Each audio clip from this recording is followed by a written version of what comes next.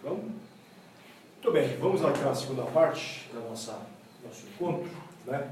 A gente vai discutir a ideia de beleza, no caso Venustas, ligada ao corpo, né? Ok? Então vamos lá. Bom, isso aqui é uma imagem canônica, né? Todo mundo conhece, certo? E aqui eu posso responder, acho que é a sua colocação, né? De tentar responder o que é Venusta, né? Esse quadro do Sandro Botticelli, muito famoso, chamado O Nascimento da Vênus, certo? Não vou aqui explicar o contexto, que ele foi encomendado por um nobre, tinha uma filha, etc. Então, opa, saiu, tá bom. Mas, como isso aqui acabou virando, vocês sabem disso, um cânone mesmo, né? De modelo de beleza particularmente feminina, né? Bom, a cena, originalmente, não vou explorar muito isso, mas o nascimento da Afrodite ou Vênus é uma coisa meio gore. É uma coisa que tem a ver com... Tá, vou contar, né? Zeus, Júpiter, que cortam a parte, né? As cônadas, o saco escrotal, vai e joga para o sangue do esperma emerge Afrodite ou Vênus. Bom, nada disso aparece aqui. Então, na verdade, com toda essa parte, digamos, patética, violenta, horrível, nojenta, para dizer que disso aqui é que vem uma violência, vem o nascimento da Afrodite, né? Então isso não aparece aqui, então um pouco isso que eu quero dizer que é esse filme que está vindo temático, em primeiro lugar.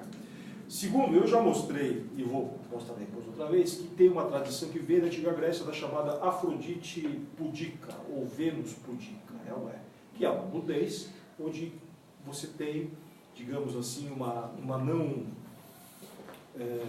exploração do erótico da figura, né? Que está aqui também. Então, é a nossa Vênus aqui, do Botticelli, certo? Tem esse caráter da Vênus pudica, que a gente percebe pela atitude, né? No caso aqui, ela também cobrindo os seios, né? Certo? Quando nós vemos estritamente a figura, que é o que mais fica de canônico, de modelo, é que nós percebemos que quando a gente estuda a figura chamada gótica medieval, que esse tipo de pescoço ou de cabeça com o pescoço, ela não é naturalista, evidentemente. Isso aqui é uma convenção gótica, senão parece que ela quebrou o pescoço, não é? Ou parece que ela foi enforcada, não é? Nessa perspectiva. Então a cabeça ela está deslocada e isso destaca, e o resto então está dentro da proporção canônica. Estou chamando a atenção só para não pensar, a gente vê tanto essa figura que nem acha ela incongruente nas partes, mas ela é, e ela é aceitável até hoje. Agora, o que eu estou chamando a atenção mais é o rosto, que tipo de rosto nós temos aqui, que nós sabemos também que é um resgate, é um ressurgimento, posso chamar o renascimento do padrão que vem da escultura e da pintura antiga. Aqui então uma referência que eu estou colocando ali, e eu mostrei isso na aula anterior, a chamada Afrodite de Cnidos, né, que é uma cópia romana, que mostra um pouco isso, é a figura ali que está usada. Certo? Aqui eu peguei uma outra e agora eu vou começar uma provocação. Tá certo? Onde nós temos uma Vênus se banhando junto, é Vênus mesmo que é romano, se não me engano, nesse tema, tá? É uma Vênus que ela está se banhando, também com uma atitude pudica com o seu filho, na tradição romana, Cupido, que é Eros. E aqui eu estou pegando um menininho, bonitinho, dormindo, que é um Eros helenístico. Por que será que eu estou pegando Afrodite e Eros? Mamãe e filho. Ela é. Vamos direto ao tema, tá, Jonas? Ou não é aqui, é aqui.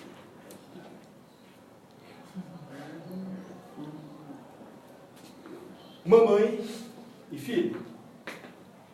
Certo? Nós temos, no caso do Botticelli, uma transposição, eu diria, quase que literal, do rosto da Vênus para Maria. Ai, professor, Maria é erótica? Não. E exatamente essa é a questão. Certo? Vênus é beleza, concorda ou não? Só que era uma beleza que, paradoxalmente, eu vou chamar, no caso do nascimento, uma Vênus deserotizada, tal como o modelo anterior. Ou ainda, uma Vênus que é amor, só que não é o amor corporal. E aí que vem então o filtro neoplatônico. Tá certo? Teológico. É o amor que se desapega do corpo. Então é o chamado amor espiritual. Agora, a minha provocação maior é que o filho continua. É Eros. Só que agora é um Eros Jesus.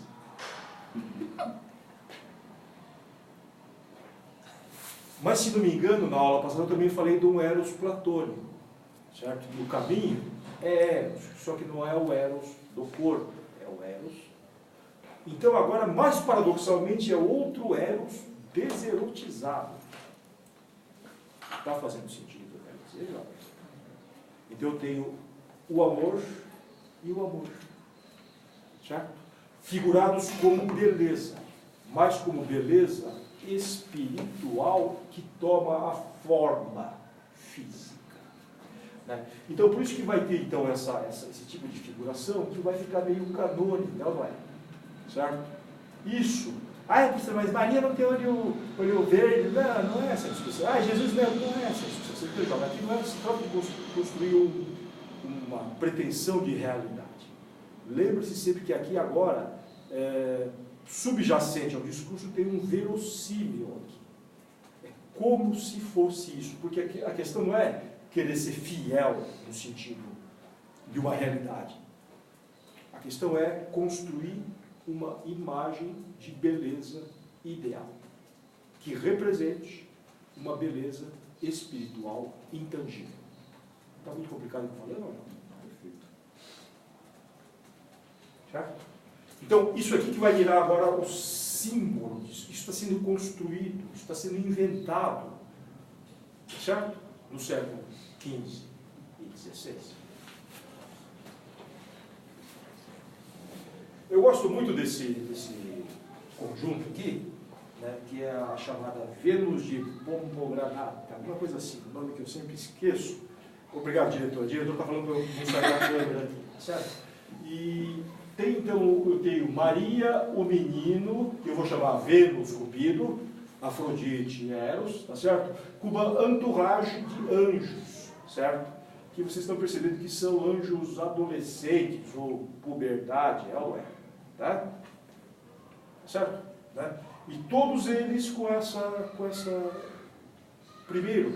expressão, né? Essa expressão serena, suave, ou outros diriam, com expressão de nada. Tá certo? Essa expressão é isso, cool, prazer, etc. e tal. Isso tem a ver com algo que eu mostrei lá do chamado estilo severo da Grécia clássica, na aula anterior. É isso? Tá? Certo? E novamente, vocês veem como isso é familiar, não é, jovens? Esse tipo de figura familiar. Isso é tudo invenção do século XV. Tá? Eu não tenho aqui para comparar, mas todas as chamadas Madonas anteriores têm um outro caráter. Aliás, eu vou fazer só um rápido comentário das chamadas Madonas, ditas góticas ou românicas, que elas, digamos, evitam a beleza física, evitam apelar para agradar a todos. Elas têm um caráter muito mais cerimonial, né? São muito mais sérias. Tá certo? É só o que eu vou falar para não fazer uma aula de iconografia medieval. Tá bom? Certo? Mas aqui nós já temos uma cristalização do que a gente pode chamar no conjunto de beleza. Todos os componentes aqui do conjunto nós admitimos como beleza. É verdade? Certo? Esse menino Jesus meio andrógeno não cairia muito bem nas exposições aqui. Menino Jesus andrógeno? Não, eu só vou falar que é um bebê fofinho, tá bom? O andrógeno eu vou começar a trabalhar agora, seu spoiler, certo? Na verdade, eu acho que você está chamando de andrógeno menos pelo bebê e mais pela entourage, mais pelo conjunto dos jovens certo? Em puberdade. Tá? Que é isso que eu estou agora destacando aqui. Tá? Então nós temos uma figuração, vocês estão vendo, do caso do anjo, dos anjos aqui, ó. Isso aqui seria um retrato de um infante, certo? Só que nós percebemos que o retrato também, que é uma característica do período, não se trata de eu ser fiel ao modelo, mas se trata de eu trabalhar uma série de processos de idealização, certo? Ou de correção, como eu falei na aula anterior, de modo que eu garanta que o resultado final seja, certo? Seja superior àquilo que eu contei. Tudo bem, jovens? Certo? Aperfeiçoamento, embelezamento. É o que também eles chamam de idealização.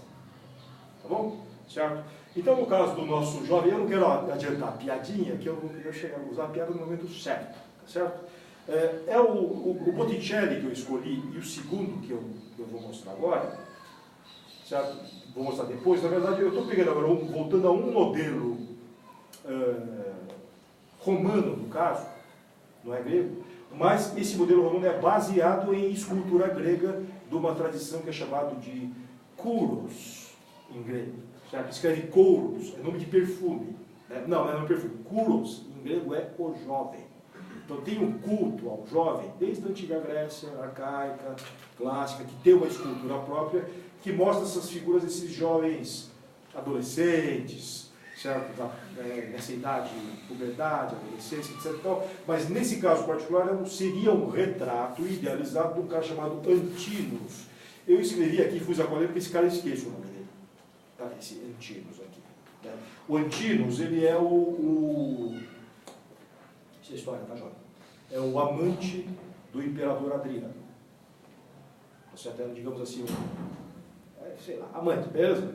Então só que ele morreu, ele era o preferido, e ele foi deificado pelo Adriano, e a escultura dele foi para o Panteão, que ele também inaugurou. Tá? Isso também estava presente. Então, por exemplo, aquela cópia ali do Antinous está no Museu do Vaticano, tá, jovem? Esses padres... Vou calar a boca. Deu para entender que eu estou insinuando aqui, não é, Jovem? Mas isso é história. Por isso que eu estou dizendo que eu estou trazendo mesmo essa discussão toda aqui. Tem um modelo de beleza juvenil aqui, cristalizado no Antinous, que na verdade é uma síntese de um modelo de uma tradição. Ok? Se eu não me engano, ele está num dos diálogos do Platão. Ok? O Antinous não sei, acho que não. Não, Platão não, porque o Antinous ele é... Ele não é citado como... Não, é o outro. É no banquete. No banquete. É outro cara. O Que cara é a chegada do difícil, Sócrates. O cara é bonitão, eu sei. Não é o Antinous. Eu achei que Tá? Ele é Alcibiades. Isso. Pois é. O cara fica... Platão dá. Você vê que dá para fazer uma novela. Não é? O banquete do Platão fala do amor também. Vocês estão vendo que eu estou falando do amor? E o Antinous foi deificado também por amor. Tá? Então, por isso que eu estou botando um Eros aqui na jogada. Só que tem que ver que Eros que está em jogo aqui. Certo? Muito bem. Bom, eu mostrei então o Antinous como modelo e mostro isso daqui também, que é um cara que eu sempre trabalho. Né? É um personagem chamado Davi. Tá? Sim, diretor. Agora estou dentro? Tá bom. Davi, uma escultura de um outro artista famoso, um dos tartarugas ninja, que eu sempre falo, que é o Donatello. Certo? O Botticelli não é ninja, né? Uma pedra, né? Mas o Donatello, ele é contemporâneo ao Botticelli. Ele é vamos chamar assim, da primeira geração dos grandes artistas classificados como renascentistas, anteriores ao Leonardo, inclusive. O Donatello, ele é decano, ele mostra aqui uma figura do Davi do Antigo Testamento, com uma figuração também baseada nesse jovem. Certo? E é claro que sim, vocês estão vendo que tem um caráter, agora eu posso enfrentar a questão, andrógeno, não é? Certo? Tá? Então tem essa coisa de uma sexualidade indeterminada que está ligado à puberdade, à adolescência, etc. e tal, e esse caráter delicado, suave, associado à figura, tanto do Davi, quanto do Antinous, quanto também do anjo, que está cercando Maria. Não é isso? essas coisas aí, é tudo boiolice. Essa é uma mentalidade estúpida, tá bom, jovem? Ok? É só olhar essa coisa assim, indecente. Essa arte deveria ser proibida. Vai, movimento dos idiotas. Tá? Primeiro que é uma falta de perspectiva do sentido disso no próprio contexto. Não é? Tá? É claro que isso aqui é provocativo na época também. Isso aqui foi provocativo, mas foi encomendado por ordem religiosa, né? Nada antirreligioso. Né? E isso dá uma história comprida, tá bom, jovens? Mas nós temos uma figura que é delicada, suave e fraca, aí que está agora o sentido narrativo aqui. Mas que no fundo é espada, tô brincando, tá, jovens? E está pisando na cabeça do Golias aqui, né? Que é o caso aqui. Que eu destaquei aqui. Tá? Então, abstraindo essa parte aqui, ó, que é a parte do efeito, tudo isso aqui é suave, não é? Tá? Então, jovens, a questão da ambiguidade da figura, que eu não enfrentei na arte grega clássica, né? Que também tem isso lá, isso tem na arte grega clássica, mas aqui ela é mobilizada e filtrada, evidente que não no sentido de uma defesa também do homoerotismo, da pedofilia, ou nada disso que pode ser também trabalhado no outro revés. Aqui, essa indeterminação significa o quê? Significa a mesma coisa que a Maria desertizada. Certo? Significa beleza espiritual. E nesse caso aqui, eu vou chamar de força espiritual. Afinal, de onde vem a potência do Davi? Não é da força física. Não é físico. Ele é ungido, né? Então é certo.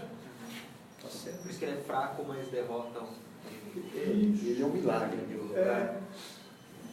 E é milagre que seja um cara suave, delicado, que consegue tamanho, poder de derrotar o... Eu ia falar o bolsonarista, mas deixa eu falar. o grandão, o rude, porrada, esse moleque babaca, etc. Esse petrado. Essa interpretação, esse act tosco. Né? Mas é mais ou menos esse espírito de contraste, né? Porque afinal o Davi foi ridicularizado frente ao combate. Né? Certo? Então, na verdade, jovens, a provocação é traduzida aqui desse modo pelo Donatello. E eu diria, jovens, que também o que está em jogo aqui, no Antídoto, e aqui, vocês entenderam, né, jovens? Quando você vê os anjos figurados aqui, né? Porque também os anjos têm uma tradição de figura. Nunca foram figurados desse modo, com esse tipo de escolha. Tá? Ok? Muito bem. O que vem aqui que eu já... interessante. Aqui eu já estou pegando um outro personagem chamado Leonardo da Vinci, que é posterior ao Donatello e ao Botticelli. E nós já percebemos também que tem uma comunidade de propósito. Para quem não conhece, essa figura aqui é de São João Batista. Certo? O que é curioso, você vê a figura do São João Batista na narrativa do Evangelho, ele é, dizem, né, primo de Jesus, é isso, né? E ele também é pregador, e ele é veemente, ele mete a boca no governo, e, né, e depois também se ferra por causa disso. Olha, mas enfim, ele é um cara que, em nome ele é alternativo, ele faz batismo no rio, vocês entenderam, né, jovens? Ele não vai no templo, não faz a unção com os óleos sagrados, não cobra taxa também, etc. O que eu estou falando disso? Enfim, tudo isso compõe uma certa figura do João Batista, inclusive no seu destino, que é um destino atroz, ele é decapitado, né? Mas o Leonardo o figura como também uma figura, vou chamar, doce, suave, delicada, ambígua, nesse sentido. Tá? Então, vocês veem que pelo tipo eu destaquei o rosto, mas esse rosto aqui é parente do nosso Davi. É ou não é? e parente daqueles anjos lá. Está dando para entender ou não, jovens? Então, eu estou querendo insinuar, não insinuando, porque aqui tem o contraponto. O contraponto é a roupa, é o figurino, é a veste em pele, é o cajado de madeira, que dá esse caráter rústico ao João Batista, que é a opção que ele faz de sair para a cidade, para empregar no meio do mato, comer gafanhoto, pelas ervas, uma coisa assim. Certo? Vocês é que estão rindo e vão para o inferno, tá bom? Eu não estou ensinando nada, beleza?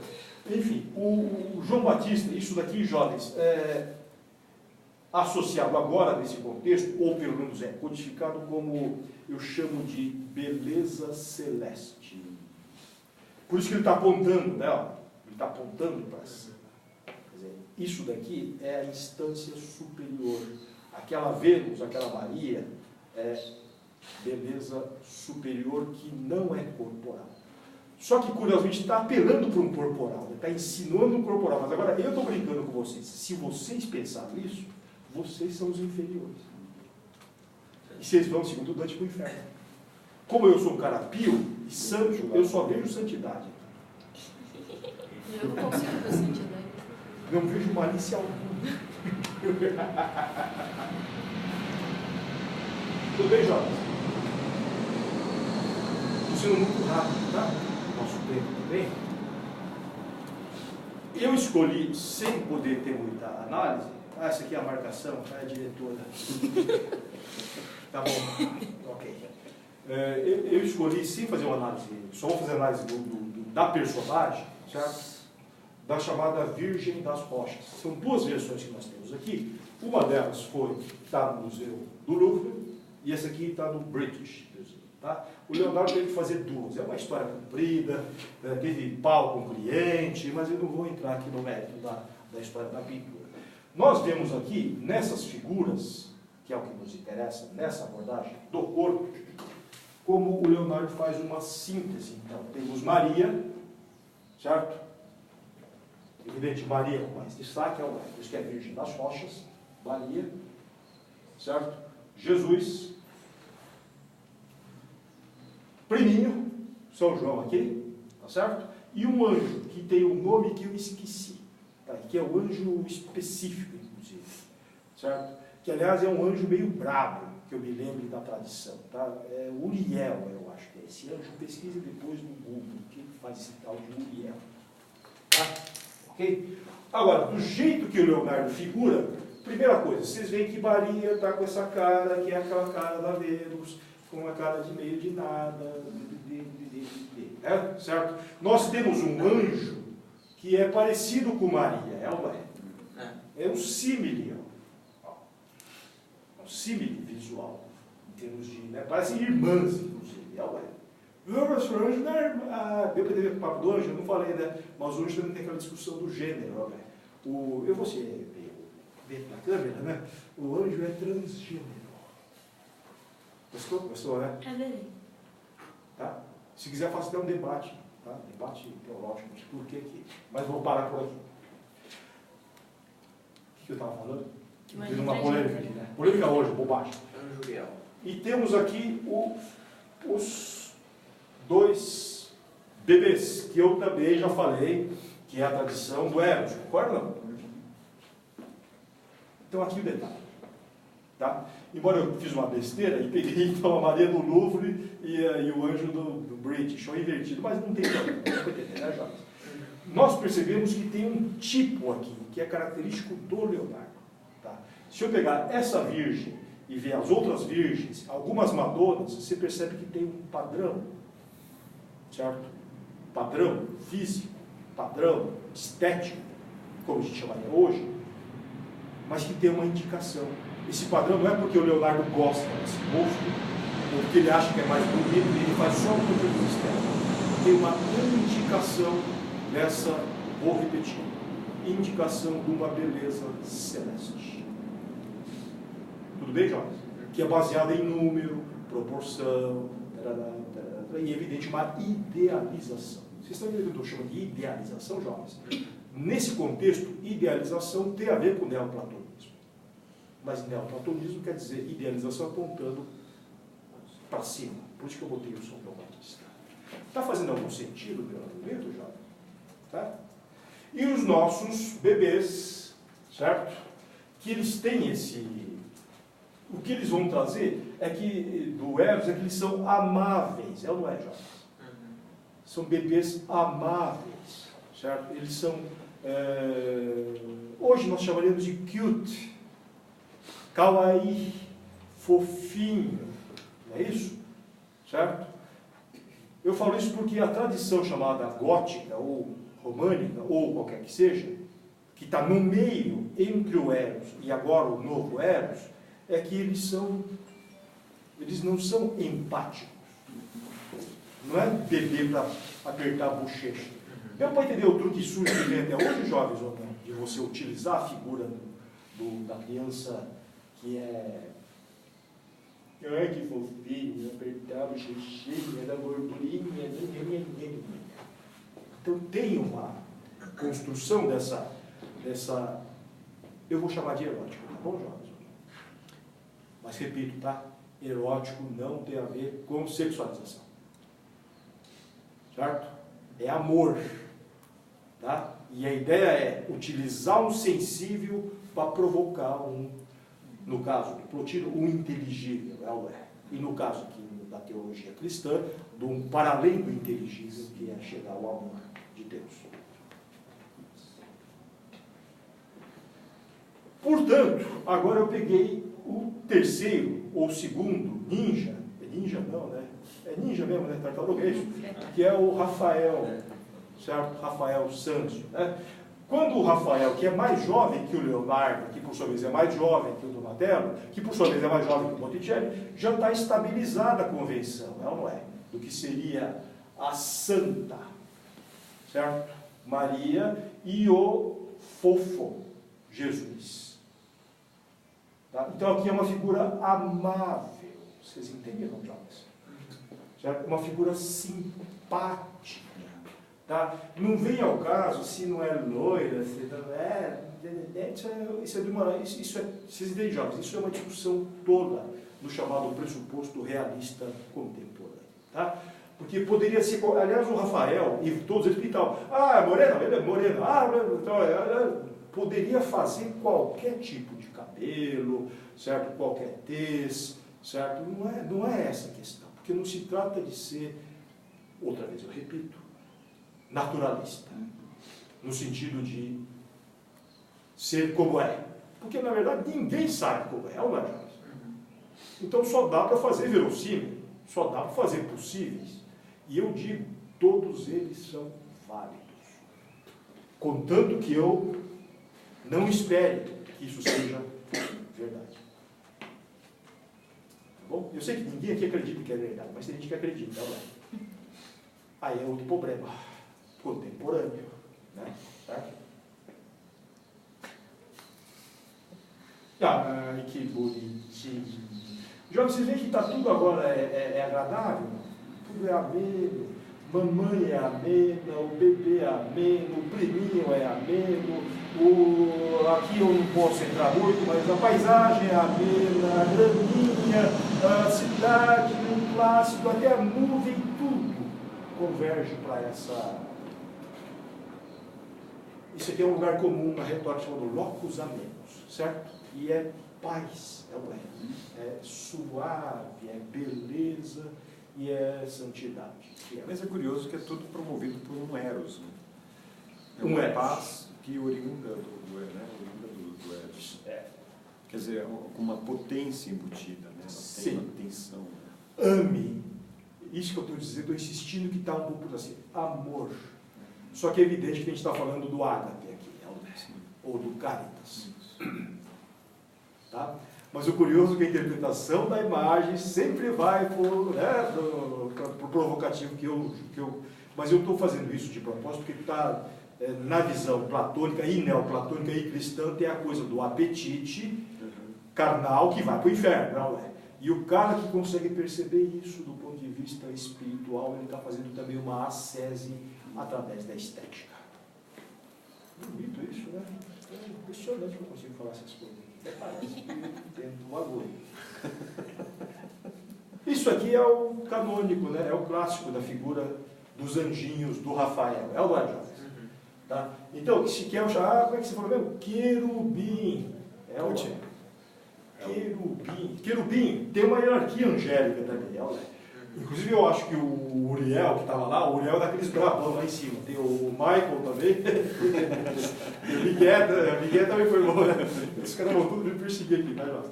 Então, tem os arcanjos, tem as potestades, e tem os querubins, que são... Os querubins são os criancinhas, né? São, como é que chama? Anjinho da guarda. Você não acreditava nesse bagulho? Não. Dos centros tem formação, né? Então tem essa coisa do... Os meus, por exemplo, todos já me odeiam, mas... Se é que eu tinha vários. O querubim, antes, ele era o anjo guerreiro. Né, que tem os olhos nas asas, não sei o quê, eles não são bonitinhos. Então, agora... E aí agora... Isso eu acho que tem um nome diferente. Antes ele era chamado de outra coisa, não era o querubim, ele chamava Puti. Puti são os meninos. Isso os Puti são... Nem os putos em Portugal. Os putos em Portugal é moleque, tá? Então os Puti, mas ele está na hierarquia angélica inferior. Tá? Ele não é o cara do exército. Tá? Agora são todos os caras, porque jovens, eu não usei a palavra, essa beleza celestial, que eu estou falando de Vênus, mas ela é Vênus, só que é uma Vênus celeste. E eu vou usar a palavra graça. Então eu falo graça estética, que tem a ver com a graça espiritual. E graça é algo que vem, ela é. E por outro lado tem o quê? Desgraça. Certo? No inferno do Dante, desgraça. E no céu, suave, celeste, geométrico, tocando arpinha, João Gilberto, certo? Musiquinha suave, tudo suave, né? Certo? Graça. Tudo bem, jovens? Então eu entendo Vênustas do Vitrúvio como graça. Só que graça aqui filtrado no sentido judaico-cristão, principalmente. No Vitrúvio, ele faz uma citação, por isso que ele põe aquela coisa da proporção dentro, ele está falando de templos, porque ele fala, se o edifício não for conformado com todos os elementos para lograr a Vênustas, a divindade não desce, ela não vem, o santo não baixa. E se o santo não baixar, é a desgraça. Deu para entender ou não, João? Porque a cidade está amaldiçoada, o templo está amaldiçoado, o povo está amaldiçoado. E também se o povo não cuidar da arquitetura, propaganda, é desgraça. Ou seja, a condição para a graça é a Vênustas, mesmo no politeísmo greco-romano. Isso é chamado decoro. Se não tiver apropriado, desgraça. Então, quer dizer, uma cidade que não tem decoro, ela não tem a graça de Deus. Pois é, ela não tem a graça dos deuses, no caso do Vitrúvio, ou de Deus, no caso cristão. E se não tiver a graça de Deus, aí o país vai é pro desgraça. O país que não tem. Olha a cara do Gilson. Vocês provam. Não, mas aí Sorrisinho. mas alguém traz a moral. A gente vai ter a graça e vamos ficar ricos. Ô jovens, isso tudo que eu estou trazendo essa figura estranha aqui para fechar a nossa apresentação de hoje, que é uma figura estranha, né? Se eu olho assim, parece um monge, meio Jedi, né? O mestre Jedi é piada sem graça, tá? Ele na verdade é um monge franciscano chamado Luca Pacioli, tá? Quando eu comecei a estudar, eu me enganei, porque eu achava que ele era um dos mestres do Leonardo, quando ele era jovem. Eu me enganei. Ele só encontrou com o Leonardo já na maturidade, em Florença. Tá? Mas o Leonardo, ele foi discípulo do Luca Pacioli, sim. Tá? Esse quadro, inclusive, está mostrando uma figura ao lado meio, digamos, meio graciosa, deu para entender, né, jovem? De um jovem, é só para o inferno vocês, tá, jovem? Mas não é uma figura bela, de um jovem, etc e tal. que teria sido um discípulo também do Luca Pacioli. Isso é controverso, tá, João? Mas eu vou comprar essa imagem, que é um cara chamado Albrecht Dürer, que é um artista alemão que foi para a Itália para aprender essa coisa do chamado Renascimento. Aliás, virou um grande artista depois, vocês sabem disso, né, o Dürer. Né? E o Dürer, inclusive, virou mais que o Leonardo, que eu não estou citando muito, ele virou um obcecado por proporção, por estudo de proporção, tá? Em todos os sentidos. Então, eu estou pegando isso para voltar e fechar um certo ciclo, tá?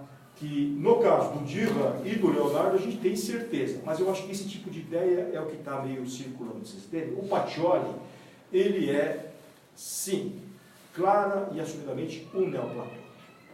Tá certo? Ele pega a doutrina do Platão, fala da matemática, da coisa superior, dos sólidos, é isso tudo que está aqui, vocês estão vendo ou não, jovens? Só que ele refiltra todo o sistema do Platão explicitamente, por isso que eu estou pegando o Pacioli. Tá? Num livro chamado Divina Proportione, a proporção de Deus. Tá? É baseado no Platão, mas ele fala que o Platão, na verdade, só foi um cara iluminado, ó a palavra, né? Que ele teve a revelação, mas ele não era, infelizmente, não conhecia Jesus, então vai para o inferno. Ok. Mas que o Platão, ele deu a base para que se enxergasse, então, que o universo, todo o cosmos, certo? Iluminado pela proporção divina que se manifesta de vários modos. É o número do Santo Agostinho, concorda ou não, jovem? É a simetria do Vitruvio. Tudo isso que está bem aqui, né? E sim, agora eu posso dizer, professor, que a divina proporção é o número de ouro. No caso do Pacioli. O Pacioli é o que traz isso de moda. Ele resgata a coisa da proporção, que não é numérica, mas é geométrica, do retângulo áureo, chamado assim. Tá? Como é que chama aquele cara lá? Tem a série do MI5, Fibonacci. Fibonacci, que é numérica, no caso. Que é proporção, né? É proporção também. Só que no Fibonacci é numérica, é mais simples do que... Porque o áureo é só com compasso e com o que você constrói, etc. Né? Então, jovens, isso daqui, segundo até o próprio... isso aqui foi ilustrado pelo Da Vinci, tá bom, jovens? Então, o Da Vinci pegou o tratado, leu e ilustrou isso aqui, certo? Eu acho que ele já era meio... O Da Vinci também tinha, ele não é ignorante, não é? Não era um estudado porque ele não era um aristocrata, mas ele era um interessado em absorver tudo isso aqui. Então ele ajudou a ilustrar, isso aqui inclusive é dele, está escrito aqui Divina Proportione, tá bom, Jorge? Então ele vê essas geometrias da proporção, ele também vai aparecer isso nos estudos, aqui tem os sólidos platônicos, eu peguei um só, né? Mas se traduz até no desenho de letra, tá bom, designers gráficos? Tá?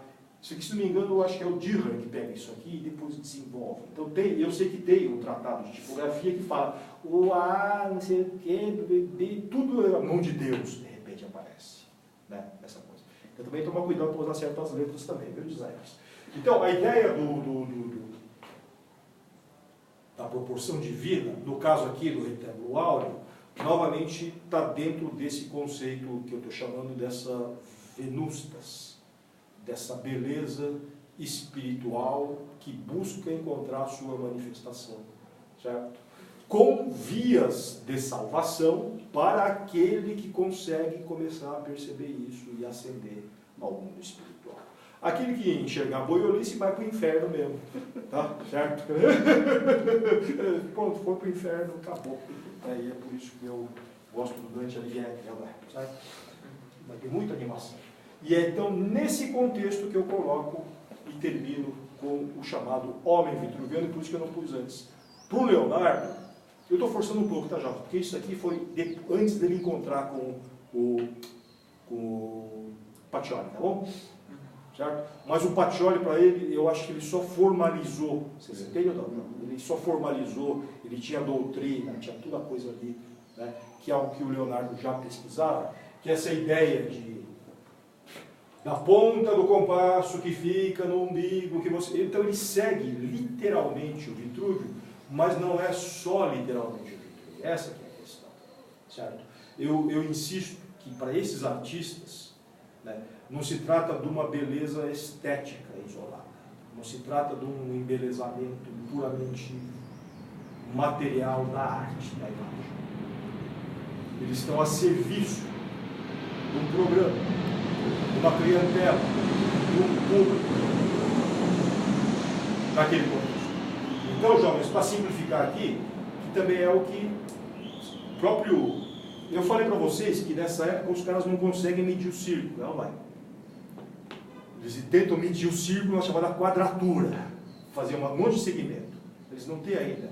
Então, o círculo, para eles, é divino. E o quadrado é humano. Então, qual que é a síntese que está aqui no homem vitoriano? Tem o romano, tem a geometria, só que essa aqui já é uma geometria que tem um significado muito mais potente do que a gente vê. É ou não é? Por isso que eu falo que quando a gente olha para cá, é o homem. Mas não é o homem que é o centro do universo. Não é o antropocentrismo. Eu briga de umbigocentrismo, é ou não é? Quando a gente olha para cá, naquele contexto, o círculo quer dizer Deus. Não sei se é isso que é a ideia, mas parece que no quadrado, se você traçar o centro, fica a genitália e no círculo fica o umbigo. Não sei se... Eu acho que está aqui, está na base da genitália. tá tipo na virilha, né? Isso aí. Tá? E o umbigo é o centro do Círculo. O quadrado é humano. O quadrado é terreno. O quadrado é profano. Sim. E o círculo ele é celestial. Então tem esses dois polos. Eu estou trabalhando hoje só esse daqui. Só o polo do modelo platônico ideal, certo? E do espírito, vou chamar assim. Mas também vai ter a parte do corpo. Por isso que eu também estou dizendo, tem a parte do quadrado, tem a parte do terreno, tem a parte do profano, tem a parte do erótico físico, que apela e causa essa tensão, tensão e constante, né? Certo? Que eu não resisto, é a própria natureza do Cristo, não é? Sim. Porque afinal, Ele Cristo é o divino e Jesus é o humano. E a igreja lança mão desse recurso retórico. Ora apela para cá, ora apela para cá. Porque gera a empatia pelo patos. E aqui mais pelo logos. Mas vocês estão vendo que aqui hoje eu trabalhei mais o Vênus transespiritual. Eu não inventei isso, tá, jovens? Quem inventou isso é um historiador inglês chamado Kenneth Clark. Certo? Ele que fala de uma beleza celeste e de uma beleza terrestre. Hoje eu trabalhei mais porque nesse contexto a ênfase é mais no celestial. Tá? Rafael era chamado na época de Rafael o Venustático pelos outros autores. E vocês viram que eu não botei hoje um cara chamado Michelangelo Buonarroti, que vai ter outros artistas que vão trabalhar essa parte aqui, certo? Mas isso, se der, fica por uma outra ocasião, né? Porque o nosso tempo estourou. É isso, Jorge? Certo? Cansei. Questões? Debate. O que tem a ver isso com a influência árabe?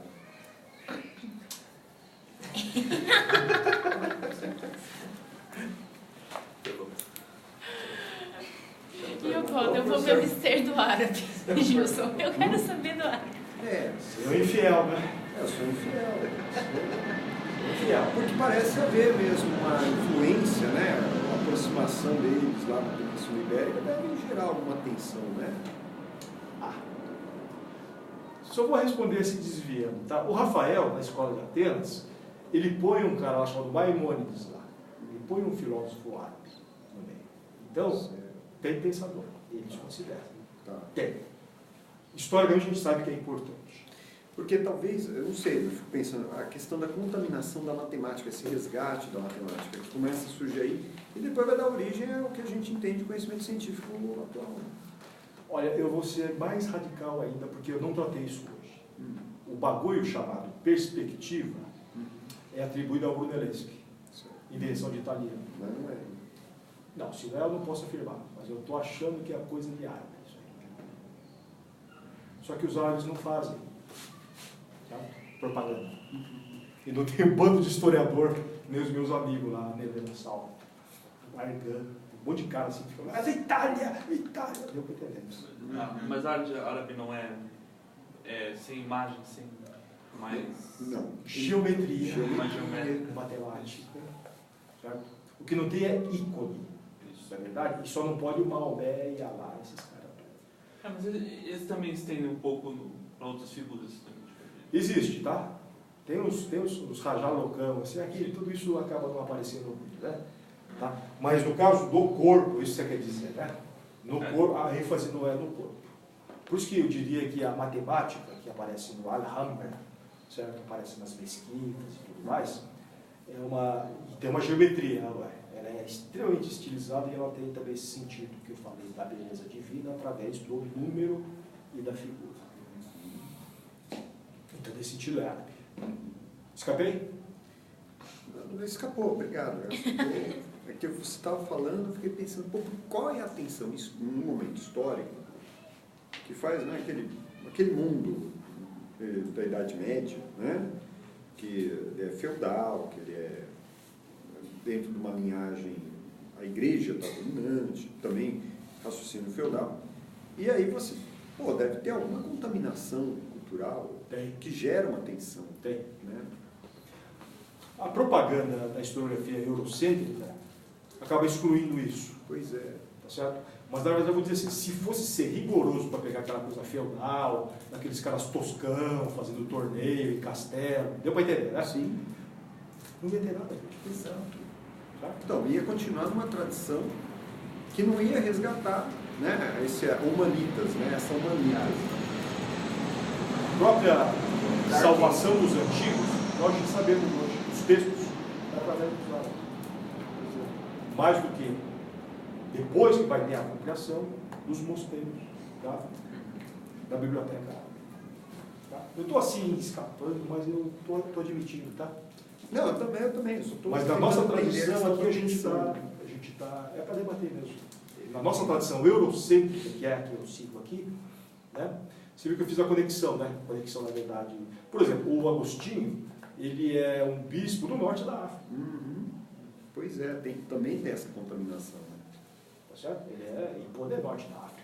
A colônia romana no norte da África. Que depois vai ser, na chamada Idade Média, ela é árabe. E aí ninguém mais fala de Hipona. Viu?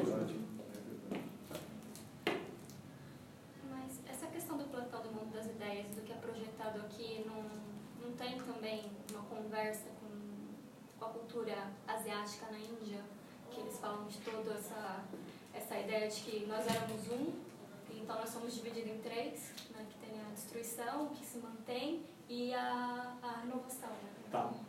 Eu vou te responder o seguinte, essa visão que tem raiz indo-europeia, nesse sentido, ela é mais forte no Pitágoras, que eu não tratei, né? O Platão, ele é vamos dizer assim, um pitagórico meio envergonhado, ele tenta não fazer muito misticismo, porque os pitagóricos têm essa questão mesmo, né? Agora, curioso que essa visão que você fala assim do que virou 3, é o Plotino, o Plotino, ele é um filósofo helenístico, certo? Helenístico pós-clássico, né? Então ele tem muito dessa coisa da Grécia e também dessa conexão. Então, por isso que o Plotino volta um pouco mais dessa mística, que logo vira uma mística cristã. Não sei se eu estou te respondendo. Tá? Então é menos no Platão, porque o Platão ele já torna a coisa mais, digamos, racionaliza mais. Ele tira um pouco ele mesmo não gosta muito da coisa dos deuses, do teatro e tudo mais, ele laiciza mais a discussão. Só que o Plotino volta para a mística, depois que vira um prato cheio de uma série de atos. Eu não sei se eu tinha explicado, mas tem um eco sim. A ideia também da transmigração das almas, do próprio, que é da mitologia indo-europeia, né? Que a alma é imortal, está no Platão também, né? Esquece. Mas a anterior,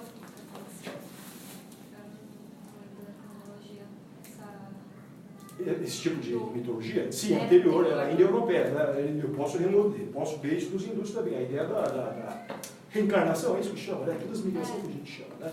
Mas ela é indo-europeia, é comum, é uma koiné, na verdade, é uma crença é mais forte na parte, vou chamar da Grécia, que é aquela parte que era Jônia, que hoje é Turquia, do que na parte da Ática, né, que é Atenas e Esparta. Tá? Porque a Grécia, na verdade, é um espalhado. Né? Então tem esse pessoal que tem mais contato com o pessoal do chamado Oriente, certo? Então é mais forte isso, é mais místico, inclusive nessas regiões que hoje é a atual Turquia, tá? Que é parte grega e helenística. Né? Mas não quer dizer que também não tenha na Ática. Também tem Atenas, tem Esparta, tem Corinto. Só que tem um Platão, que eu ia falar sobre, o que eu queria falar sobre isso.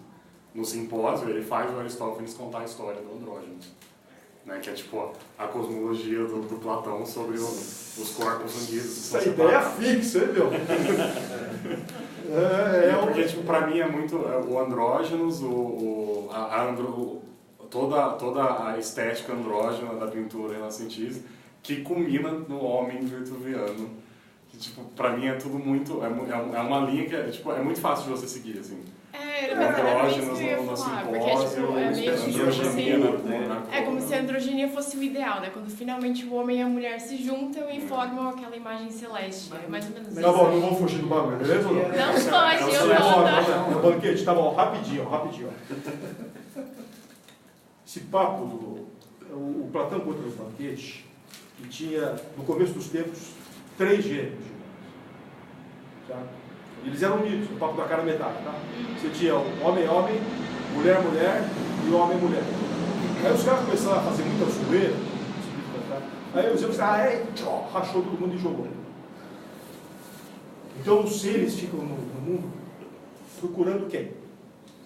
A outra procurando Jesus. Qual a conclusão que nós tiramos disso? Que o heterossexual é a minoria.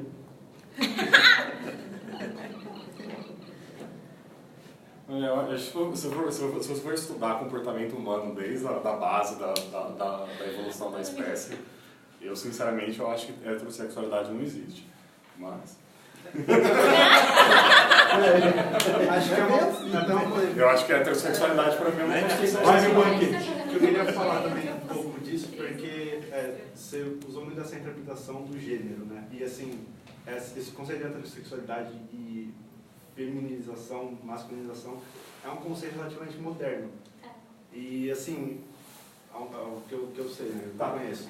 E essa interpretação toda, da onde que parte? Eu só queria saber assim, qual é a genealogia dessa interpretação historiográfica de que tem essa androgenização, porque, ou se era a realidade, como ele retratava o gênero naquela época, que não era binário como é hoje. Então, eu citei isso do Platão, só para primeiro, evidente, mostrar para vocês que não tem uma discriminação, não é? Sim. Tá certo? Você tem, então, 33% da população original de homossexuais masculinos, 33% de homossexuais femininos e 33% de heterossexuais. E cada um que se acha sua cara metade e seja feliz. Esse é o mito original da cara metade. Agora, quanto à questão da androginia, não se coloca nos termos, tá, que a gente coloca hoje, evidente. Na verdade, a discussão de gênero ela é moderna. Só que a discussão do papel social sempre teve, vocês sabem disso. Sim. Tá? Tem o patriarcado, tem a opressão, tem as escrituras. Eu sempre falo assim, desde que tem escrita é patriarcado, é desgraça. Tá? Ok? Isso tem a ver com a arma, né? Sim, tem a ver com a arma, com o hormônio, a virilidade, o macho, força, etc. né? Então isso tem, ok? Mas não é uma discussão de gênero, é uma imposição de força. Discussão de força. Agora, o que eu vou dizer da coisa nesse caso aqui, do andrógeno, ou que eu estou sempre chamando do ambíguo, certo? Porque quando eu falo andrógeno, eu estou dizendo que é o ambíguo, porque tem uma indeterminação aqui. No caso, é a discussão do sexo dos ambos. Por isso que é um erótico que não tem uma carga sexual. Exatamente. Qual é o sexo dos ambos? É assexual. Indefinida. Tem de ter sexo. Dois. Ah, sim. Porque se não tiver é ausência. E se for ausência, é defeito. Então tem de ser presença. Ah, então a potência dos dois. Isso. Por isso que eu brinquei dos dois que foi rachado. Entendeu? Por isso que é Lá eles androgíneo, são né? Tem de ser os dois. É o hermafrodita. Hermes Afrodite, na verdade, que dá um bicho muito louco. Mas enfim, aliás, o símbolo do curso, vocês não entenderam, não, né? Mas vocês entendem qual é a questão do que eu estou falando, Silvia? O anjo católico tem um santo que discute essa porra, já. Qual? Tem o quê? É santo, os caras assim, ó. Tem um santo dele. Vamos discutir o sexo dos anjos. Né? Não pode ser masculino, senão é ausência do feminino. Não pode ser feminino, senão deu para entender? É a ausência dos dois. Mas não pode ser ausência, não é assexuado, é sexuado. E agora, já que vocês provocaram, se o anjo é sexuado, é imagem e semelhança, não é? Fica aí. De Deus.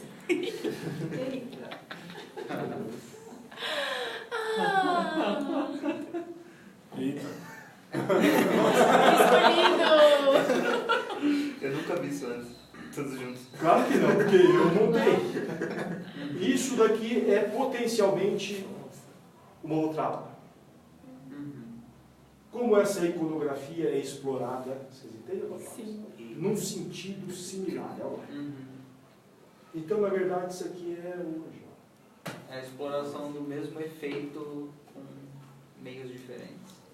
E é a força da pureza, né? E vai funcionar o bagulho. Pra sempre. Forever. Faltou o link aí, igualzinho, junto. Certo? Pode ser? Vocês entendem o que eu estou dizendo? Que isso aqui é o curso potencial que eu falei que eu posso dar ou não? E você vai dar? Oi, agora você quer ver? Não. Agora sim, agora você quer. É a mesma coisa, estão entendendo ou não? Eu estou dando um Mas pode curso, continuar só que eu por estou debaixo. pegando o Frodo. Eu ponho o Frodo e falo assim, Frodo, The Beggar, por isso que eu falo que nerd é trouxa. Tá intelectual. Ele é erudito e não sabe. Está estudando a mesma coisa. É a mesma coisa. Usar em épocas diferentes. É um erudito. Evidente, não no mesmo sentido ideológico, Sim. mas tem o mesmo sentido empático. Tá, ué? Vocês acham interessante isso, já? Isso é sondagem, não? Agora tem. Esse público. Oi, eu posso. Ai, cota! Isso aqui é uma maldade, mas é um tema que eu não... Né? Vocês estão vendo que vocês sabem, né? Aí eu botei a Cersei. Se eu esquecesse quem é a Cersei, não seria isso aqui? Certamente. Qual é a questão? Vocês lembram que eu falei belo, bem? Evidente, belo, bem. Santa, espiritual, Maria, ué. O cara não sabe disso? Com certeza. De Por isso que ele propósito, ele explora. escolhe alguém que vai bater assim, ela é É o que tão eu ia perguntar boa. agora, se isso E aí ela é- faz uma inversão violenta de Eu ia caráter. perguntar se eles fazem isso porque está intrínseco na cultura ou se eles fazem tipo para provocar mesmo. De propósito, para provocar. Mas Acho que é acabou pra de responder causar a essa pergunta. repulsa. Eu acho que está na cultura esse bagulho aí. ela é. Sim. Lógico. Jovens, qual é a chave de analogia entre as duas? Mãe. E é super zelosa. E qual a relação dela com o filho? De amor. Sacou, verossímil? Aí eles pegam, então eles inverteram completamente, porque os dois são doentes, né? Tanto a Cersei quanto o filho dela. É totalmente Quase assim, tanto a Cersei quanto a Maria. Então, o enxofre queimou feio aqui agora. Chegou mais tempo. Até eu falei, "Ixi." Você que entendeu isso, professor, ele não falou Ah, nada. é verdade. Mas Eu cota. desculpa. Sim, diretor. Mas eu vou chamar o Joffrey, né? Isso, né? Joffrey. Joffrey também é um Eros. Sim. Do demônio. Não, mas carinha angelical. Jovem, vocês perceberam como funciona? Posso falar, porra? Já tá assim, tudo assim. Aliás, aquele ator lá é muito bom, eu vi no outro filme. Né, o molequinho, aquele loirinho assim. Aquele loirinho não podia ser. Eu podia botar ele junto, podia ou não podia? Com uma cara bonitinha, eu pus junto com o Frodo, só que é invertido, cara. Só que aqui é deliberado. Eu faço um casting da beleza celeste, da bondade, do bem, e faço o inverso. Aí o cara assim. Mas eu acho que a ideia é fazer isso, É. porque como eles, como a família se apresenta para o mundo, assim, né? Eles são o ideal, eles são o perfeito, eles são os donos do mundo, né? Tipo, eles são os verdadeiros herdeiros do rei, ou coisa do tipo. E aí você coloca eles como angelical porque eles querem, é a maneira como eles se portam diante do mundo. Assim. Não. Só que... Deu para entender a provocação aqui, Jorge? Sim. Mas vocês percebem que eu só consigo fazer isso aqui? Porque tem isso. Análise nerd, se eu fiz a análise na aula de hoje? Sim. Falta a chave. Então eu preciso do Santo Agostinho para entender a Cersei Lannister. Ai, se fuder, japonês. Deu para entender, não, Jorge?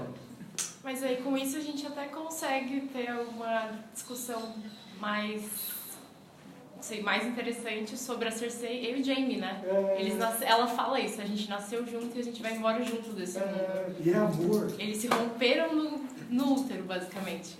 Mas eles não saíram de parte do outro. Aquele um.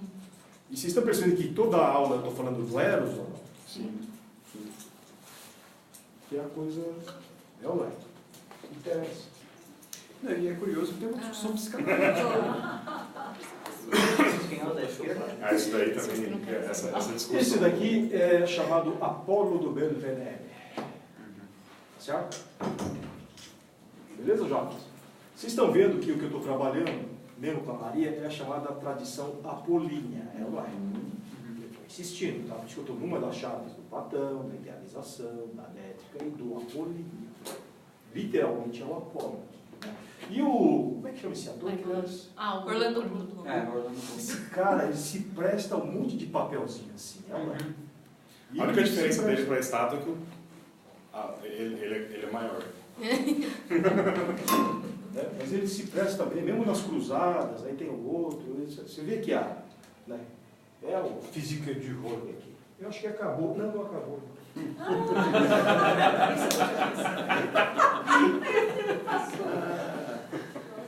É aquele momento que você vê, eu não sei quem são. Então, esses aqui são os anjinhos do Rafael, não é, João?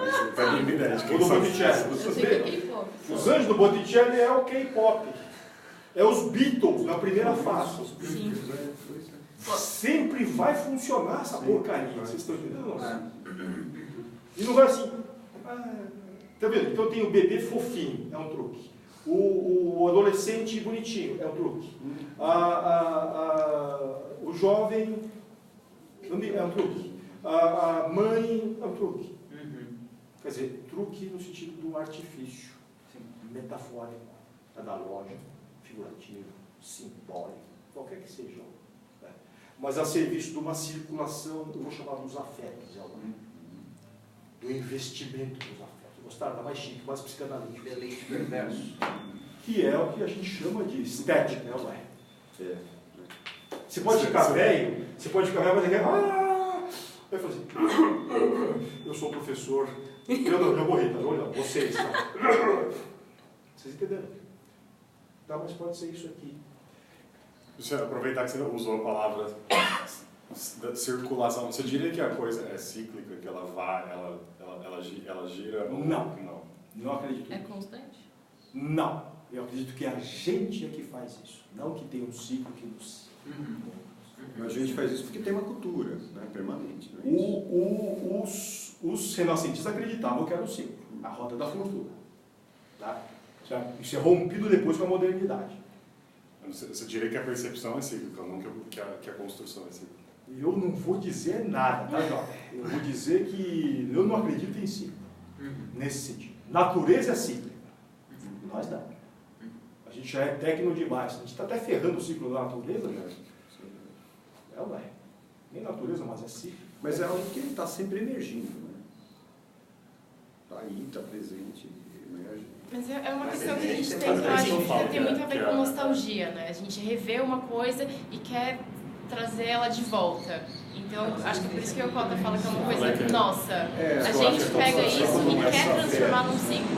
Eu diria que a construção é constante e a percepção é cíclica. Mas é por isso, a gente assim, percebe ciclicamente, mas a construção está sempre lá. Vocês assistiram Meia-Noite em Paris? Que o cara, ele volta para os anos 20 porque para ele é o melhor ano possível. E aí a menina quer voltar para outra idade, porque para ela é aquela melhor possível. E a gente fica fazendo isso o tempo inteiro. Tipo, na história aqui era lindo, então eu vou refazer isso com outra cara. A gente faz isso. entendeu? É muito difícil pra gente pegar aqui o seu modelo e falar, É referencial era afetivo, legal, né? mas vou fazer exatamente. É o famoso naquele tempo era muito melhor. Que a gente esquece. Existe uma idealização A também. gente só lembra Make do America ruim, Great a gente Again. esquece. Na época da ditadura, É. muito melhor. Ah, essa é outra discussão. Só saber Eu acho que isso é uma diferença. É mais ignorância do que Eu só joguei. Tudo bem, jovens? Beleza? Prestou para alguma coisa? Com certeza. Então tá bom. Agradeço a atenção.